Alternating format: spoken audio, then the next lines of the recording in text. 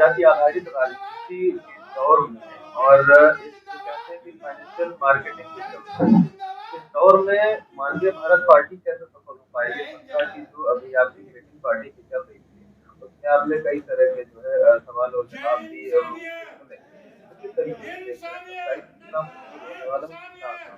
ये दोनों प्रश्न का उत्तर एक ही बात में है। अगर राजनीति में जनता से पूछिए तो सब कहते हैं राजनीति मत करिए, कीचड़ अच्छे आदमी को रोकते हैं।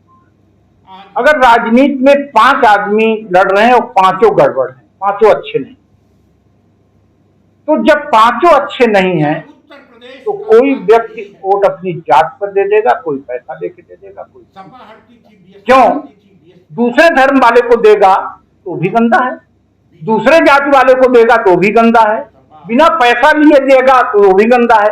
तो क्यों न एक हित पूरा कर दो। इसलिए राजनीति में अच्छे लोगों को लाओ और सिद्ध करो कि हम वैसे राजनीति अच्छे लोगों को भी करते हैं। अच्छे लोग करते हैं तो न कोई जात पर जाएगा, न कोई धर्म पर जाएगा और न कोई पैसा। जनता को विश्वास कैसे दिलाएंगे? अरविंद केजरीवाल अन्ना हजारे के साथ पूरी 2013 की राजनीति उसके बाद वो माफी की तरह का कुछ एजेंडे जो थे लगभग मिलते जुलते थे राजनीतिक या फिर अब हम हटा दें तो, और वो बैठने के बाद उन्होंने वो सारी चीजें उल्टी की जो नहीं करना चाहिए। उन्होंने कांग्रेस से भी समझौता किया जिनको वो भ्रष्ट कहते थे, उन्होंने सपा से भी किया, उन्होंने बैंक बैलेंस सिक्योरिटी सारी चीजों पर बात की। आपको आप पर कैसे चलता शक्ति प्राप्त करूंगा जनता से। अब जो गड़बड़ मीडिया ने किया उसको 12-13 की बात को मैं दुरुस्त तो नहीं कर पाऊंगा। मीडिया क्या जानती नहीं थी कि अरविंद केजरीवाल और अन्ना हजारे की भीड़ बीजेपी जुटा रही है, संग जुटा रहा है। बाई द वे उस समय मैं मैगजीन निकालता था, मैं नीचे अभी मैगजीन दूंगा अपनी, मैंने उसी समय लिख दिया था कि अन्ना हजारे सत्याग्रह के नाम पर गुंडागर्दी करते हैं और केजरीवाल की भीड़ संघ द्वारा प्रायोजित भीड़ थी। मीडिया को पता था, लेकिन मीडिया को भी गुजरात से पैसा आता था। नरेंद्र मोदी को लोग कहते हैं प्रधानमंत्री बन के अमित शाह पैसा भेजता है, उसने तो 11 में ही पृष्ठभूमि तैयार कर ली थी कि आडवाणी जी नहीं लड़ा सकते चुनाव, हम लड़ा सकते हैं, और उसने मीडिया में किया और मीडिया ने अन्ना हजारे को हीरो बनाया। मनमोहन सिंह जैसे संत प्राइम मिनिस्टर को अन्ना हजारे कहता है मुंह दबाओ या नाक दबाओ तब बोली निकलेगी, और मनमोहन सिंह उनको कहता है मैं अन्ना हजारे के लक्ष्य को सल्यूट करता हूं। This is the difference between Anna Hazare और मनमोहन सिंह। अन्ना हजारे कहां गया जन लोकपाल, पास तो कर दिया था मनमोहन सिंह, हिम्मत नहीं पड़ी क्योंकि मोदी जानता है कि अन्ना हजारे की क्या कमजोरी, केजरीवाल की क्या कमजोरी है मोदी को पता है, और वो नॉन पॉलिटिशियन प्राइम मिनिस्टर थे इसलिए उनको पता नहीं। 27 में आप विधान भवन में बैठने की बात करते हैं, 403 सीटों में 203 सीटें जीतने की बात करते हैं, ये कम से कम है जी, ये कम से कम है। तो इसके लिए इससे पहले आपने सैंपलिंग के तौर पर लगभग 3 से 4 इलेक्शन लड़े, लेकिन उसमें जो है आपका खाता नहीं खुला। क्या प्रायोजित जो आपकी जो राजनीति है वो कैसे मतलब जो है संभव हो पाएगी विधान भवन में बैठने वाली? खाता खोलने के लिए लड़ा ही नहीं, हमने तो सांकेतिक लड़ा कि हमारी पार्टी का डिलिस्ट हो जाएगी, अगर हम 2 लगातार चुनाव में भाग नहीं लेते हैं तो पार्टी डिलिस्ट हो जाएगी। इसलिए हमने प्राइम मिनिस्टर को, प्रेसिडेंट ऑफ इंडिया को, इलेक्शन कमिश्नर को पत्र लिखा, जवाब नहीं आया तो हमने सत्याग्रह किया 19 में। आपको शायद याद होगा हम गिरफ्तार भी हुए थे। जी, योगी आदित्यनाथ पर बड़ा आरोप लगता है ठाकुर होने का और वो इस चीज को डिनाई करते हैं। मुक्तेश्वर जी कैसे फिर जो इससे बच पाएंगे अगर राजनीति में आएंगे? योगी आदित्यनाथ की उम्र 55 साल है और मुख्यमंत्री 7 साल थे।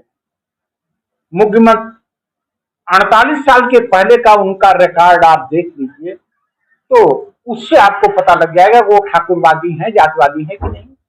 हम 65 साल के हैं, हमारा पिछला रिकॉर्ड आप देख लीजिए, आपको पता लग जाएगा कि हम जातवादी हैं। मेरे कहावत है राजनीति में आने के बाद में जिसको अपनी पूरी चीजें जो पुरानी कथा है वो ना पता रहे तो आपके जो राजनीतिक दोस्त होते हैं पक्ष विपक्ष में वो फोन करके आपके सामने रख देते हैं। यही तो आपके भी साथ अगर ऐसा हुआ फिर कई चीजें निकली। यही तो है कि हमको आत्म प्रवंचना नहीं करनी पड़ेगी। जितना कुरेदेंगे ईश्वर की कृपा से अच्छा ही निकलेगा। हम मोदी तो है नहीं, जितना कुरेदेंगे तब गंदा ही निकलेगा। हम तो चाहते हैं कि आप कुरेदे, क्यों? क्योंकि अपने मुंह से तो हम कर नहीं सकते। एनडीए सरकार तीसरी बार बन गई है, बधाई देना चाहेंगे? हमने बधाई भेज दिया है प्रधानमंत्री जी को, बधाई भेज दिया है। वो केवल बीजेपी के प्रधानमंत्री को क्या संदेश किशोर जी देंगे, क्योंकि उनका इलेक्शन लगभग जो है लगातार 3 बार वो हारे और सब मिल करके हारे, तो कहाँ कमी आपको लगती है रहेगी? हम विपक्ष की बात करते हैं, हम मोदी को हटा के एक ढुलमुल, कमजोर, भ्रष्ट, परिवारवादी, जातिवादी विपक्ष को नहीं बैठाना चाहते। इसलिए जितना हमारा विरोध वर्तमान बीजेपी सरकार से है, उससे कहीं भी थोड़ा भी कम नहीं विरोध पक्ष से। इंडिया गठबंधन और एनडीए दोनों से विरोध है। प्रधानमंत्री के पद पर हो गए, इसलिए हमने उनको बधाई दी। और प्रधानमंत्री केवल बीजेपी के नहीं है, हमारे भी हैं, उनको बधाई दी। जो ये जनता से फीडबैक ले रहे हैं, ये कितने फॉर्म होंगे, उसका क्या मतलब? अभी हमने 31 दिसंबर तक 1 करोड़ का लक्ष्य रखा है। हम हरियाणा, यूपी के पहले नवंबर में हरियाणा का चुनाव लड़ना चाहते हैं, तो हरियाणा से 20 लाख फॉर्म भरवाएंगे हम कम से कम, और 20 लाख क्योंकि नेक्स्ट ईयर नवंबर में बिहार में चुनाव है, 27 में यूपी में है, और 60 लाख यूपी से भरवाएंगे। फॉर्म की क्या रूपरेखा है? रूपरेखा आपको हमने दिखा दिया, और इस रूपरेखा से हम आकलन करेंगे। हम उम्मीद करते हैं इस फॉर्म के साथ हमारी पर्ची जाएगी, हमारे विचार जाएंगे, वेबसाइट का नंबर जाएगा, हमारे जितने वीडियो हैं वो लोगों तक पहुंच सकेगा, हमारा झंडा भी जाएगा। जो लोग हमारे लोगों से झंडा मांगेंगे उनको झंडा दे दिया जाएगा। झंडा पर केवल इंसानियत लिखा रहेगा, जय इंसानियत और माननीय भारत पार्टी, मेरा नाम, मेरा फोटो नहीं जाएगा। सर, जो आपने जो है पार्टी की कार्यकारिणी को आज भंग कर दिया है, तो उसका मतलब क्या लक्ष्य है? क्या नए लोगों को रखना चाहते हैं या सुधार पुराने पदाधिकारी? वह समय बीत गया। जब हम पार्टी बनाए थे तो हमको चाहे संस्थापक सदस्य बनाना हो, चाहे चुनाव आयोग को भेजने के लिए कोटा पूरा करना हो पदाधिकारियों का, वो हमने किया, और उसमें भी हमने बरखा जिसकी साफ सुथरी इमेज थी उसको रखा। लेकिन अब हमको काम करने वाले चाहिए, और जो काम करेगा उसको पद मिलता जाएगा। करा देंगे। यूपी के चुनाव में 2.5 साल बचे हुए हैं। अभी आपने कुछ देर पहले इस पर बात किया है। अगर कोई पार्टी आपके साथ अलायंस करना चाहेगी आगे भविष्य में, तो आपकी क्या शर्तें होंगी, या आप करेंगे बिना? आप हमको लाइजनस समझ रहे हैं क्या? राहुल गांधी समझ रहे हैं क्या? राहुल गांधी तो पाप किए हैं। कानून व्यवस्था थोड़ी सी ठीक हुई और जिसने कानून व्यवस्था को बर्बाद किया उससे समझौता कर लिए। राहुल गांधी तो पाप किए हैं शरद पवार से समझौता करके। राहुल गांधी तो पाप किए हैं। बिहार में लालू ने, नीतीश ने बिहार को बर्बाद कर दिया, और वहीं तेजस्वी से समझौता किए हैं। परिवारवाद, पप्पू यादव एक नेता उभरने की कोशिश कर रहा था, उसको भी हराने की कोशिश किया। उनकी बिटिया 6 बिटिया हो जाए, दोनों लड़के हो जाए, उनका पागल लड़का हो जाए मंत्री। राहुल गांधी पाप नहीं कर रहे हैं तो क्या कर रहे हैं? शरद पवार परिवारवादी, भतीजे को वहां भेजा, बेटी को वहां भेजा। तो इस हिसाब से आप नरेंद्र मोदी और योगी आदित्यनाथ को बेहतर मानते हैं? हम बेहतर कहां मान रहे हैं? हम बेहतर नहीं मान रहे हैं, लेकिन जो लोग उनको हटाना चाहते हैं वो क्षम्य नहीं।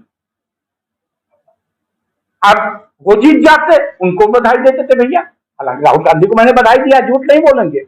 उनको सिर्फ इसलिए दिया कि भारत जोड़ो यात्रा करके उन्होंने एक सकारात्मक विचारधारा लाई, उसके लिए उनको बधाई। अयोध्या मुद्दे पे क्या कहना चाहेंगे? जो अयोध्या भारतीय जनता पार्टी है, देखिए, इसका राजनीतिक लाभ कोई ले ले, कोई सीट कोई हार सकता है, कोई जीत सकता है, लेकिन एक बात जरूर है, भगवान राम जिसको कोई मैं ब्रह्म मानता हूं, वो मस्जिद गिराने से खुश नहीं थे, क्योंकि जब मस्जिद गिरी थी तो बीजेपी की सत्ता खत्म हो गई थी।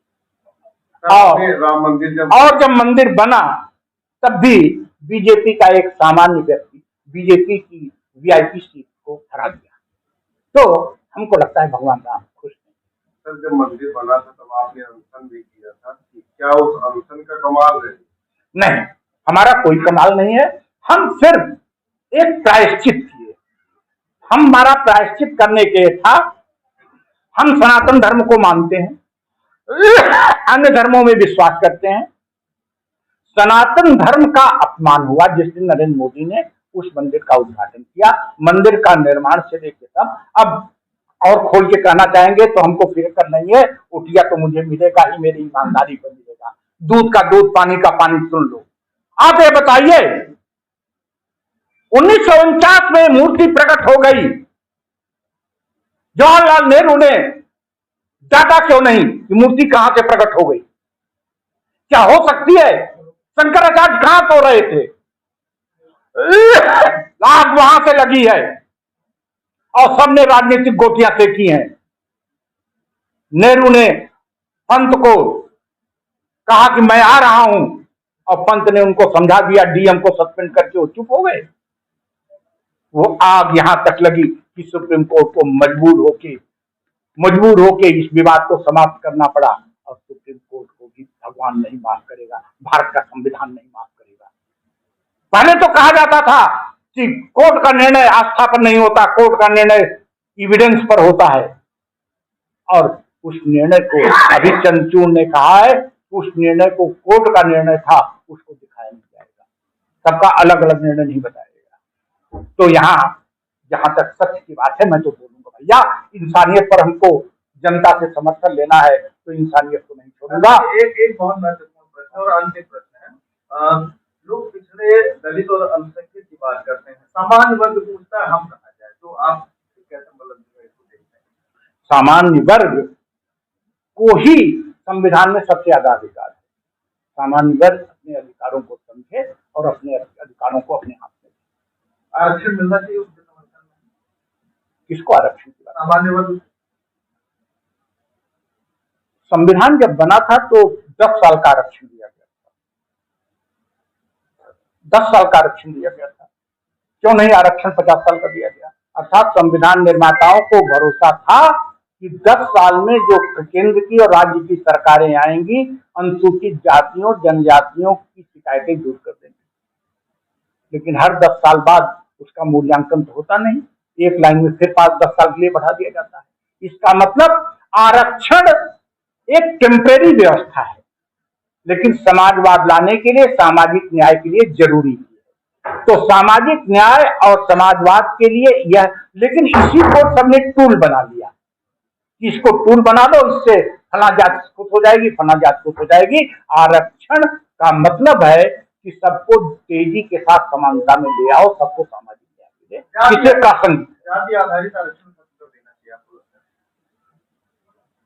नहीं, हमने तो ऐसा नहीं कहा, आप मेरी तरफ से कह रहे हैं। हमने तो कहा आरक्षण प्रासंगिक है। मैं पूछ रहा हूँ, जब तक सामाजिक आर्थिक असमानता इतनी गहरी व्याप्त रहेगी तब तक आरक्षण चलता रहेगा। जब ये समाप्त हो जाएगी, लेकिन सरकारों को इसको समाप्त करने पर जोर देना चाहिए, इसको लागू करने पर नहीं, इसको समाप्त करो कि आर्थिक सामाजिक असमानता